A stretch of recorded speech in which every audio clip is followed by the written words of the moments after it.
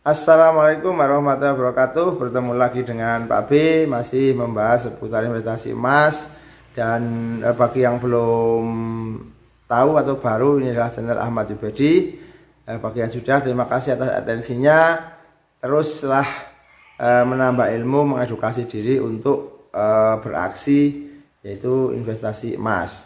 Kali ini Pak B akan membahas tentang tip membeli emas yang tepat. Nah, ini yang sederhana atau ringan-ringan saja ya bahasanya, tip membeli emas yang tepat. Tapi sebelumnya jangan lupa support, like, subscribe dan komen ya, terutama like, subscribe, biar Pak B semangat dalam membuat konten dan sharing mengedukasi Anda semua. Oke, kita mulai dari pertama kali adalah seperti biasa kita persamakan persepsinya adalah tentang investasi. Apa itu investasi? Investasi adalah sebuah kegiatan membeli sebuah produk yang harapannya untuk jangka ke depan atau di waktu yang akan datang kita mendapatkan penghasilan atau pemasukan dari capital gain. Jadi ini adalah atau juga dari pendapatan pasif. Pendapatan pasif itu seperti properti. Jadi propertinya naik di waktu yang akan datang dan juga tiap tahun atau tiap bulan mendapatkan uang sewa. Tapi kalau emas itu hanya mendapatkan capital gain atau kenaikan harga. Jadi kalau hari ini harga 1,5 katakanlah, suatu saat pada saat kita mau jual 5 tahun ke depan itu mungkin sudah jadi 2 juta atau bahkan 2,5 atau 3 juta per gram. Itu adalah investasi. Oke, kita mulai yang pertama. Jadi tip membeli emas yang tepat itu tentukan tujuan investasi. Sudah berkali-kali disampaikan bahwa yang pertama kali kita lakukan adalah menentukan tujuan investasi. Tujuannya apa? Untuk masa depan. Misalnya masa depan itu bangun rumah, beli mobil, buka usaha, terus untuk umroh, daftar haji, pendidikan anak, atau yang lainnya itu untuk masa depan. Yang kedua mungkin untuk dana darurat ya, tiba-tiba kita sakit atau hal-hal yang tidak kita inginkan terjadi mendadak itu bisa digunakan. Yang ketiga adalah diversifikasi portofolio. Jadi mungkin tidak hanya emas saja, bisa juga ke properti, deposito dan lain sebagainya. Itu adalah sebuah diversifikasi portofolio aset. Karena ada yang mengatakan jangan taruh semua telur dalam satu keranjang. Karena apa? Karena ketika keranjang itu jatuh atau rusak, maka telur pun ikut pecah semua.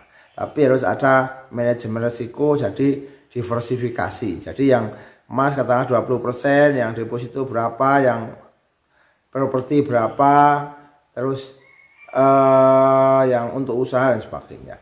Yang kedua, pahami jenis emas dan kadar emas. Jadi emas itu ada emas perhiasan, ada emas batangan, ada koin emas, ada emas digital.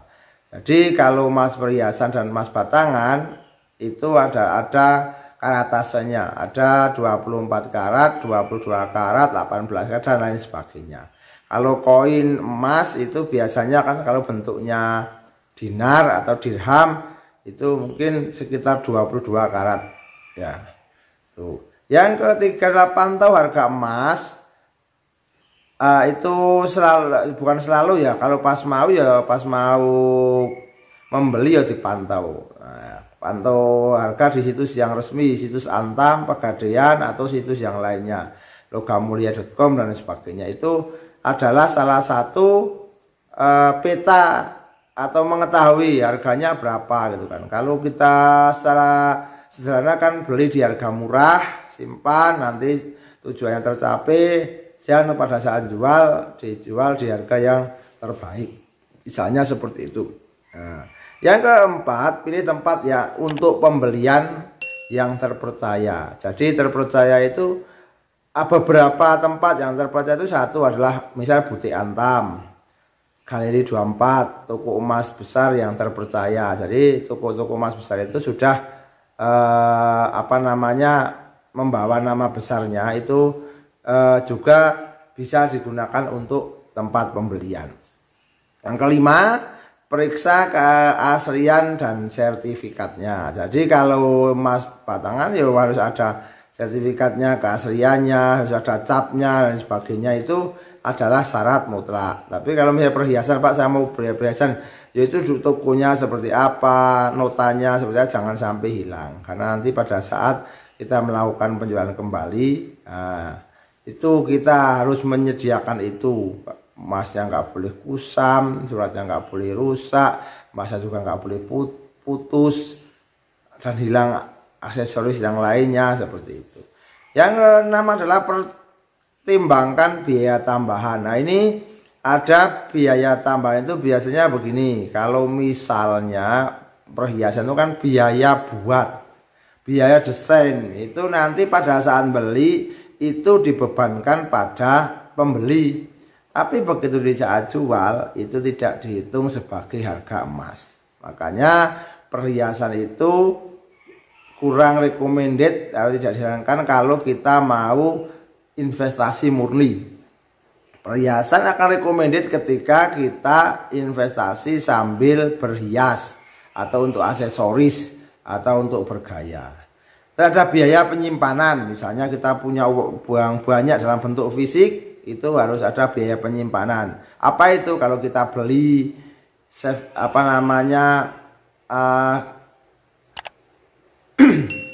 sebuah tempat gitu ya, nah itu akan memakan biaya, atau menyewa di sebuah tempat, misalnya di deposit box di bank ya juga harus membiaya. Dan kalau mau yang lebih murah biayanya ya udah disimpan dalam bentuk digital, karena biaya penyimpanannya itu setahu Pak B itu kalau dihitung-hitung per gram per bulan itu 2.500, berapapun itu saldo gramasi emasnya. Terus adanya asuransi jika ada, misalnya kita pada saat kita itu mencicil, mungkin itu ada klausul asuransi selama waktu mencicil harus ada asuransi, atau kesepakatan yang lain untuk keamanan. Yang ke-7, diversifikasi pembelian. Nah, jadi berbagai jenis ya. Jadi mungkin kita bisa mengkoleksi dari 1 gram, 5 gram, 10 gram, 50 gram, 100 gram dan sebagainya. Koleksi, diversifikasi itu maksudnya apa? Kalau kita besok suatu saat butuh dana darurat dengan hanya sedikit, misalnya kalau saat ini katakanlah butuh 7 juta, itu hanya menjual 5 gram. Hanya menjual 5 gram ya, hanya menjual 5 gram.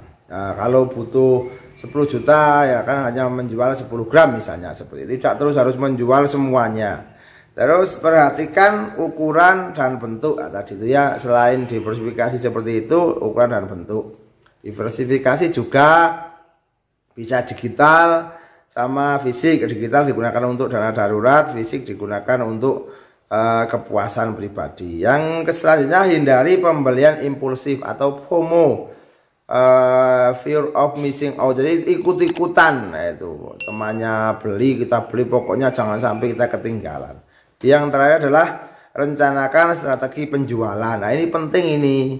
Berarti penjualan itu akan dijual di mana, kapan, itu sesuai dengan tujuan yang tadi. Jadi akan dijual di Pegadaian atau di toko emas besar atau di butik Antam atau di mana, itu perlu perencanaan sebelum kita itu mengeksekusi untuk beli. Kenapa? Karena kalau misalnya jumlahnya banyak ya kita juga harus memikirkan itu. Semoga bermanfaat. Jangan lupa sedikit-sedikit beli emas sedikit-sedikit. See you next time. Jangan lupa like, subscribe, dan komen. Assalamualaikum warahmatullahi wabarakatuh.